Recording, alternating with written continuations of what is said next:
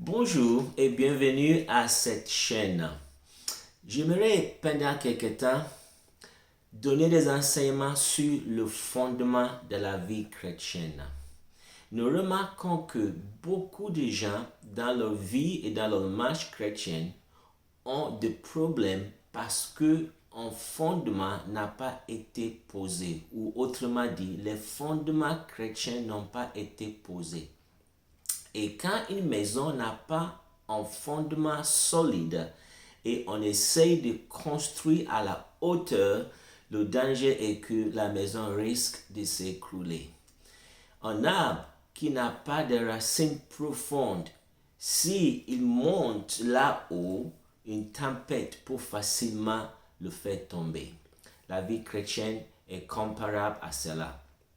Jésus, parlant à des disciples, dans l'évangile de Luc au chapitre 6, disait ceci. Il dit, je vous montrerai à qui est semblable à tout homme qui vient à moi, entend mes paroles et les met en pratique. Il est semblable à un homme qui, bâtissant sur une maison, a creusé profondément et a posé le fondement sur le roc. Une inondation est venue et le torrent s'est jeté contre cette maison sans pouvoir l'ébranler parce qu'elle était bien bâtie. Mais celui qui entend et ne met pas en pratique est semblable à un homme qui a bâti une maison sur la terre sans fondement. Le torrent s'est jeté contre elle, aussitôt elle est tombée et la ruine de cette maison a été grande. Remarquons ici que Jésus a comparé la vie chrétienne à deux hommes.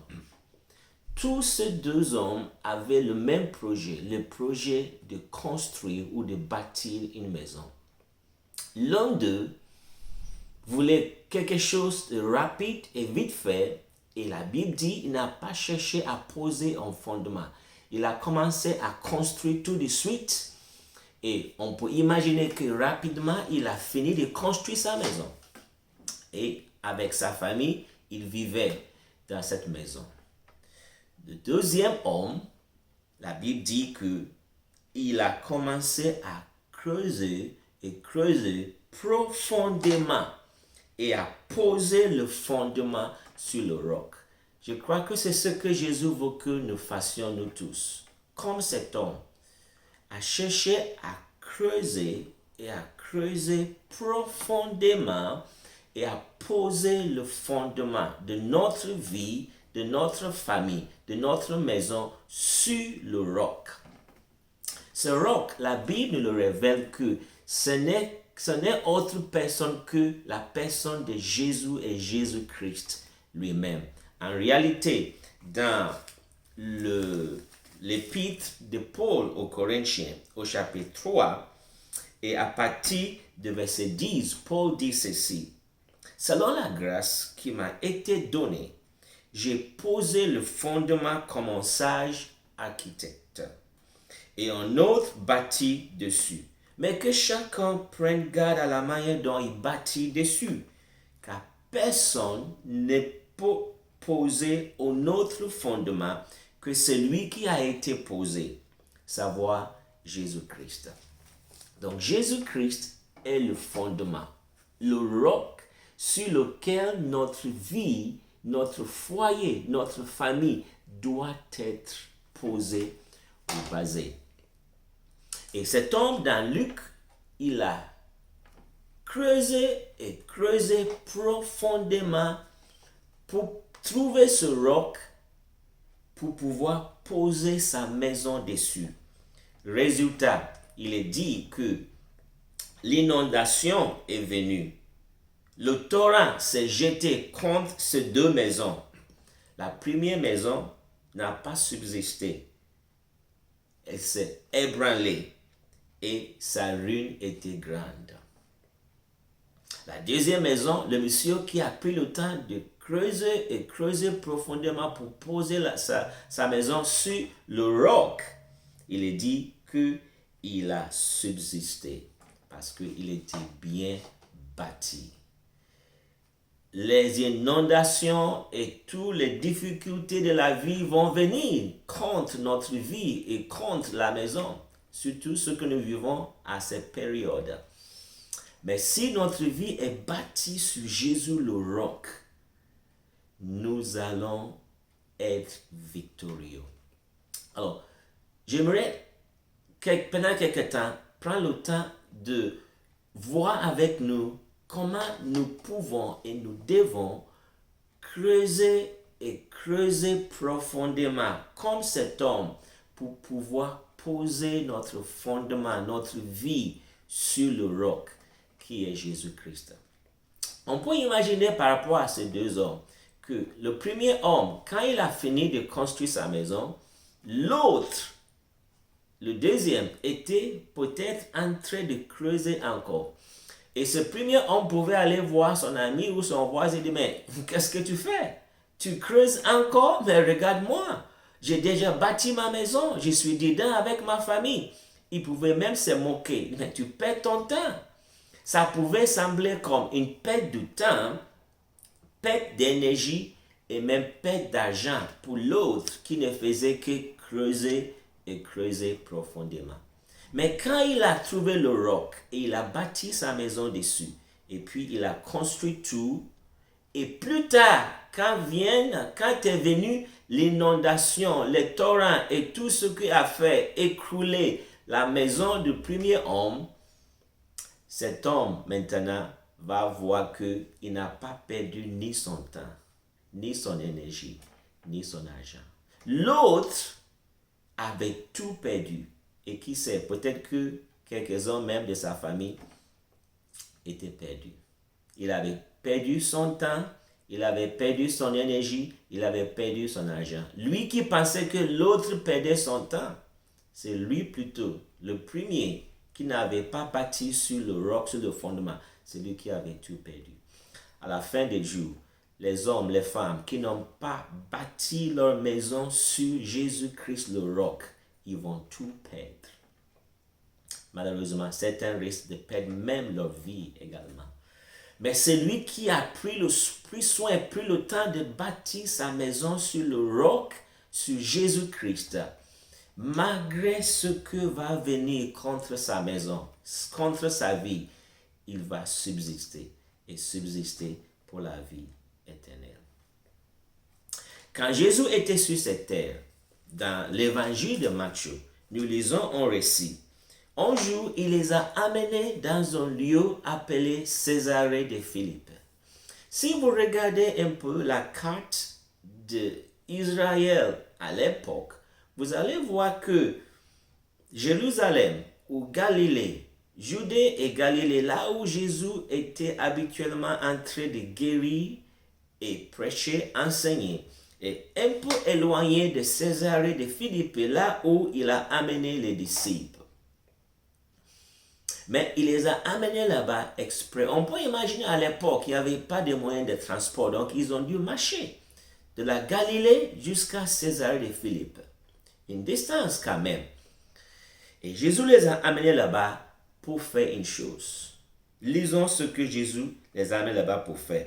Matthieu chapitre 16. Je lis avec vous verset 13. Il est dit, Jésus, étant arrivé dans le territoire de Césarée de Philippe, demanda à ses disciples, qui dit-on que je suis, moi, le Fils de l'homme?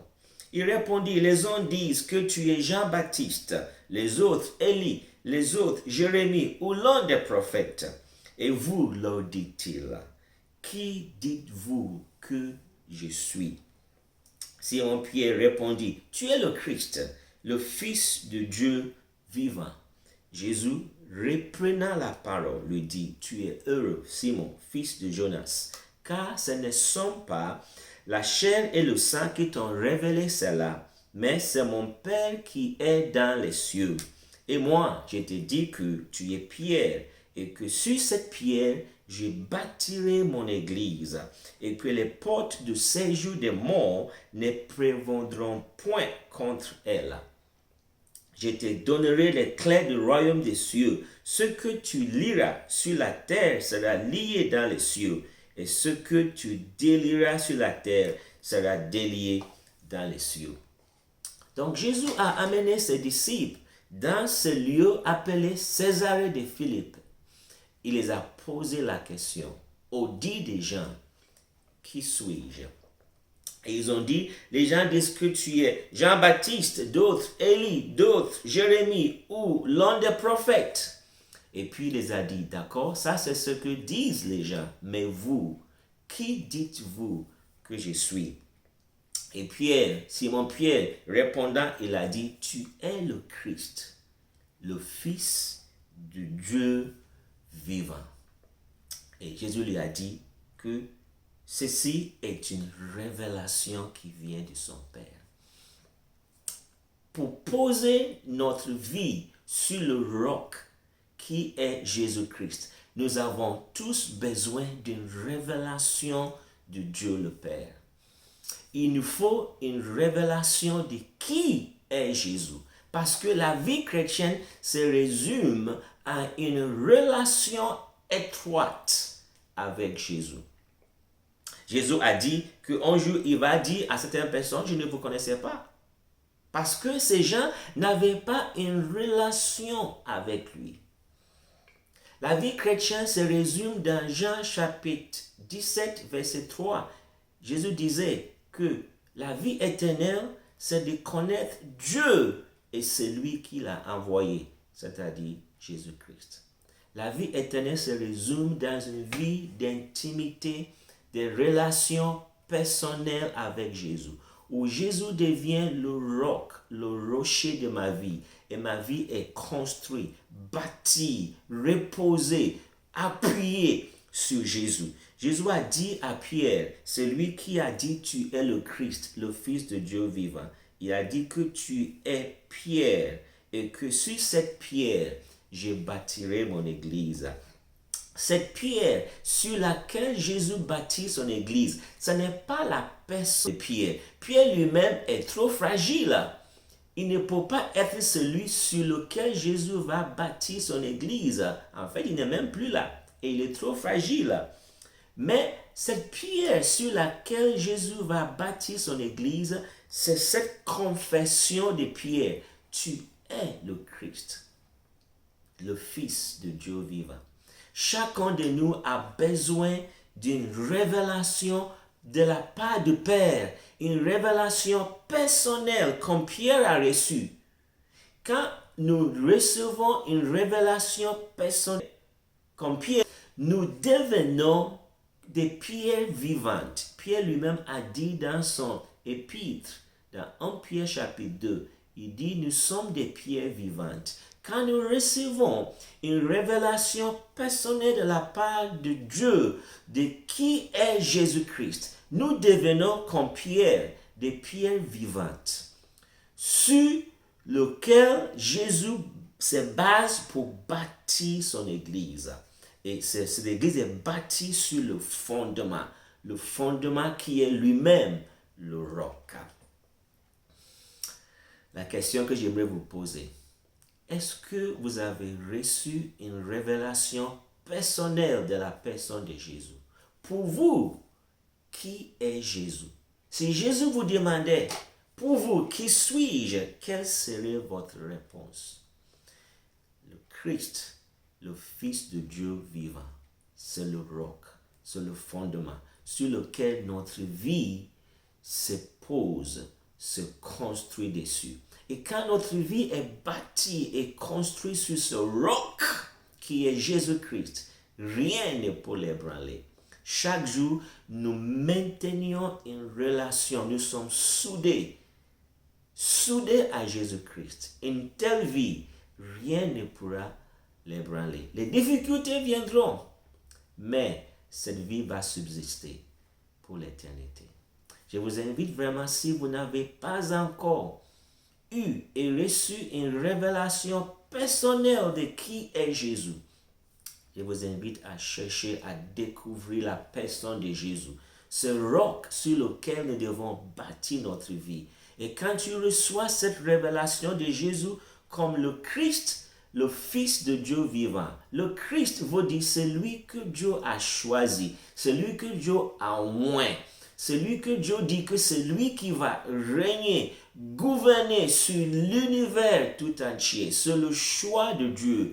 Celui qui va diriger le monde, l'univers tout entier. C'est ça le Christ. Le Fils de Dieu. Oui, il est le Fils de Dieu vivant. Avec cette révélation, si notre vie est bâtie sur ce Christ, le Fils de Dieu vivant, avec une relation personnelle chaque jour continue, rien ne pourra ébranler notre vie et notre maison.